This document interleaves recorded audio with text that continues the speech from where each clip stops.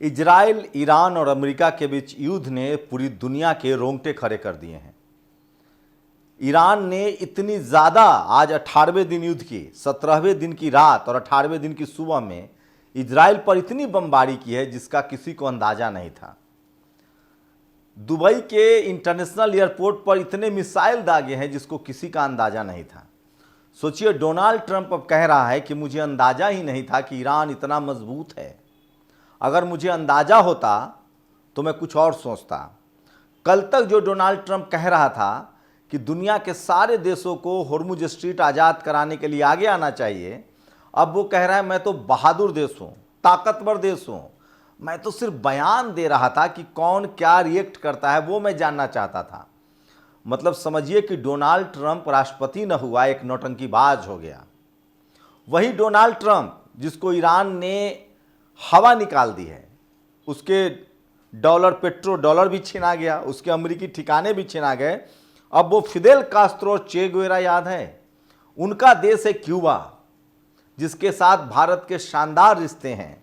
कह रहा है कि मैं क्यूबा पर कब्जा कर लूंगा, जैसे वेनेजुएला पर किया था, राष्ट्रपति को उठा लिया था।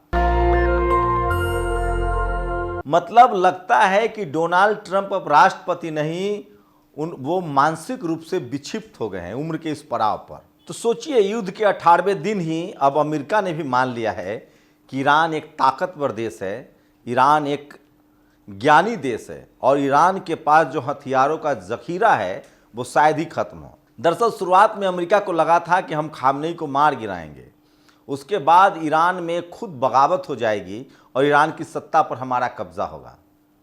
लेकिन ये सब मंसूबे धरे के धरे रह गए।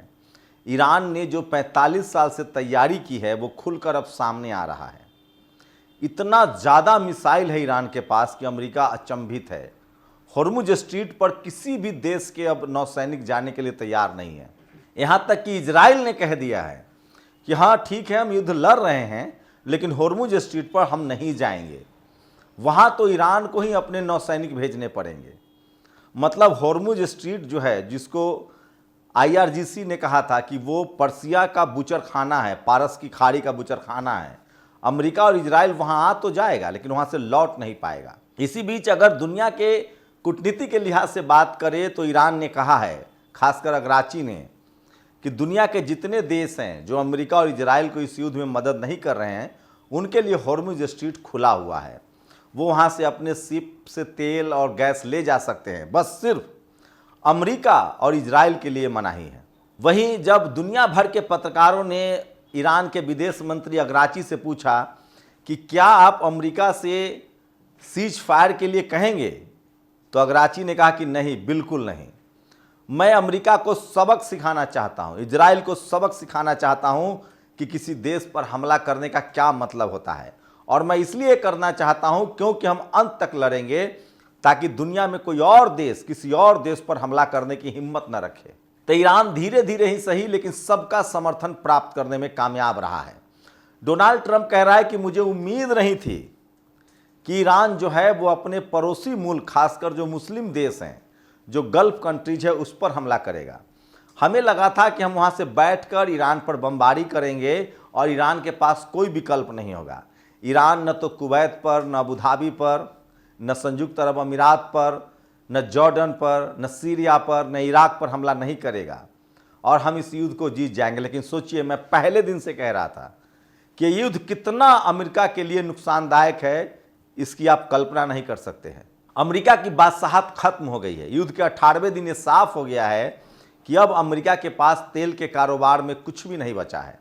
अब तक अमेरिका खाड़ी देशों के सुरक्षा के नाम पर बरगलाता था, गुमराह करता था और ठगता था। अमेरिका जो है वो खाड़ी देशों का तेल जो है वो डॉलर में बेचता था। सारा तेल का जो खरीद फरोख्त होता था वो डॉलर में होता था और कहता था कि हम आपकी सुरक्षा कर रहे हैं। अब तो इंग्लैंड के एक पूर्व प्रधानमंत्री ने खुलासा किया कि 50 करोड़ डॉलर इंग्लैंड ने ईरान का रख लिया था, बेईमानी कर लिया था। वो पैसे दिए गए थे हथियार के लिए, ईरान को हथियार नहीं मिला और उसके पैसे रख लिए गए। उसी समय से ईरान ने तय किया कि उसे अपना हथियार बनाना है। तो धीरे धीरे ही से जापान हो या फिर चीन हो, ये सारे देश एशिया के जो ताकतवर देश हैं, वो पहले से ही अमेरिका के खिलाफ हैं। यहाँ तक कि साउथ कोरिया ने भी कहा है कि हम इस युद्ध में शामिल नहीं होंगे, जापान ने कहा है कि हम इस युद्ध में शामिल नहीं होंगे, इंग्लैंड ने मना कर दिया कि हम इस युद्ध में शामिल नहीं होंगे, जर्मनी ने भी कह दिया कि हम इस युद्ध में शामिल नहीं होंगे, कनाडा ने कह दिया है कि हम इस युद्ध में शामिल नहीं होंगे। मतलब अब दुनिया में कहाँ अमेरिका की कोशिश थी कि ईरान को अलग थलग किया जाए, खुद अमेरिका अलग थलग पड़ गया है। अब अमेरिका के साथ तो इजराइल भी नहीं है, इजराइल को लग गया है कि हॉर्मुज स्ट्रीट में अब हमारी कब्रगाह खुदेगी, कब्र खुदेगी, और इसलिए वो कह रहे हैं कि हम अमेरिकी सैनिक वहाँ आए, हम नहीं आने वाले हैं। तो सारी लड़ाई हॉर्मुज स्ट्रीट के आसपास रह गई है। लेकिन सोचिए, खार्ग द्वीप पर हमला करना अमेरिका को महंगा पड़ रहा है। ईरान ने साफ कर दिया है कि वो तमाम देश जहाँ जहाँ से अमेरिका को मदद मिल रहा है, खासकर खाड़ी देश, उन देशों के अमेरिकी ठिकानों को हम हमला में शामिल करेंगे। अब तो अमेरिकी कंपनियों का भी शिकार किया जा रहा है। सिटी बैंक के दफ्तर उड़ाए गए हैं, फेसबुक, यूट्यूब, गूगल, जितने मिडिल ईस्ट में इसके दफ्तर हैं, कोई सुरक्षित नहीं है। तो अमेरिका को सबसे ज़्यादा आर्थिक नुकसान जो है वो ईरान दे रहा है। दरअसल अमेरिका की कोशिश थी कि इस युद्ध से दोहरा फायदा होगा। एक तो वो तेल पर कब्जा कर लेगा, दूसरा इस युद्ध में खाड़ी देश को वो उलझाएगा और खाड़ी देशों से वो डॉलर भी कमाएगा तेल खरीद कर, और महंगा तेल बेचेगा, और साथ ही खाड़ी देशों को हथियार भी बेचेगा, इजराइल को भी हथियार बेचेगा, और उसकी हथियारों की चमक दुनिया को दिखेगी और दुनिया उनसे हथियार खरीदेगा। लेकिन दोनों मोर्चों पर ईरान को 18वें दिन जीत मिल रही है और अमेरिका को मुंह की खानी पड़ रही है। अब तेजी से ईरान अमीर हो रहा है। दुनिया में तेल की कीमत जो है वो 150 बैरल तक जाने की उम्मीद है, लेकिन अब ये डॉलर में नहीं बिकेगा, अब ये युआन में बिकेगा। ईरान ने साफ कहा है कि अब हमारे तेल का जो पूरा कारोबार है वो युआन में होगा, डॉलर में नहीं होगा। इसका मतलब है कि अमेरिका को ये पहला झटका है। दूसरा बड़ा झटका, उसके हथियारों की पोल खुल गई है। दुनिया का शायद ही अब कोई देश हो जो ईरान से हथियार न खरीद कर अमेरिका से हथियार खरीदे। उसके फाइटर प्लेन की पोल खुल गई है। उसके जो फ्री फ्यूल, जो आकाश में, हवा में जो फाइटर प्लेन में जो ईंधन डालते हैं, उसकी पोल खुल गई है, क्योंकि 5 से 7 विमान इस तरह के क्रैश हो गए हैं। तो ये साफ है कि अमेरिका को दो तरह की मार झेलनी पड़ रही है। एक तो उसके हथियारों की जो पूरी बादशाहत थी, चमक थी, वो खत्म हो गई है। इसमें अब ईरान, रूस और चाइना के हथियारों का बोलबाला है। दूसरा, तेल के कारोबार, जो अब उस तक खाड़ी देशों में जिसका तेल का कारोबार था, वो भी वो नहीं बचा पाया है। और सारे खाड़ी देशों को अब लग रहा है कि ईरान से इस युद्ध में अमेरिका फंस गया है और इसमें हमारी मुक्ति है। और अभी भी चुन चुन कर मिडिल ईस्ट, खासकर संयुक्त अरब अमीरात हो, दुबई हो, अबू धाबी हो, जॉर्डन हो, सीरिया हो, इन तमाम देशों पर, कुवैत पर, तमाम देशों पर वो लगातार हमले कर रहा है और अमेरिकी ठिकानों को बर्बाद कर रहा है। लेकिन सोचिए, आज 18 दिन हो गए, आज 18 दिन हो गए। खाड़ी देशों ने कहा था कि 8 दिन बाद हमला करेंगे। आज तक कुछ नहीं हुआ, क्योंकि किसी की हैसियत नहीं है कि हमला कर दे। और जो उनकी रक्षा करने की जिम्मेदारी उठाए हुए थे अमेरिका, वो खुद उनके देश से भाग गए हैं। तो इस युद्ध में ईरान जो है वो फिलिस्तीन का बदला ले रहा है, सद्दाम हुसैन का बदला ले रहा है, गद्दाफी का बदला ले रहा है। इस बात को आप समझिए, ये युद्ध पूरी दुनिया का नक्शा बदल देगा। अमेरिका की बादशाहत खत्म हो गई और खुद अमेरिका की मीडिया चीख रही है, चिल्ला रही है।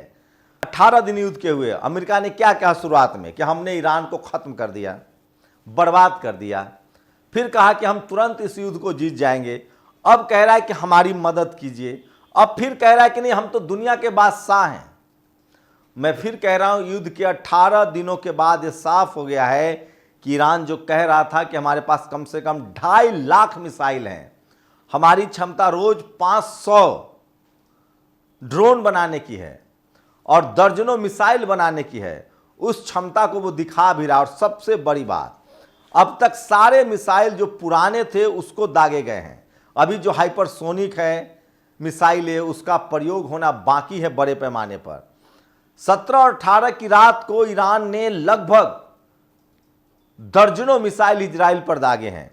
और अगर हथियार किसी का खत्म हो रहा है तो वो इजराइल का खत्म हो रहा है। उसके सारे वायु रक्षा प्रणाली, आयरन डोम रडार हो या थार्ड हो, या उसके सारे वो मिसाइल्स खत्म हो रहे हैं, जो मिसाइल को इंटरसेप्ट करता है, हवा में मार गिराता है।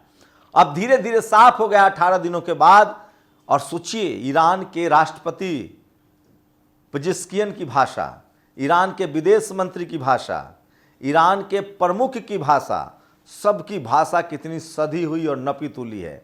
वो दुनिया को बताने में कामयाब हो चुके हैं कि वो अपने अस्तित्व की लड़ाई लड़ रहे हैं और अमेरिका जो है वो लाचार और बेबस लोगों को मार रहा है।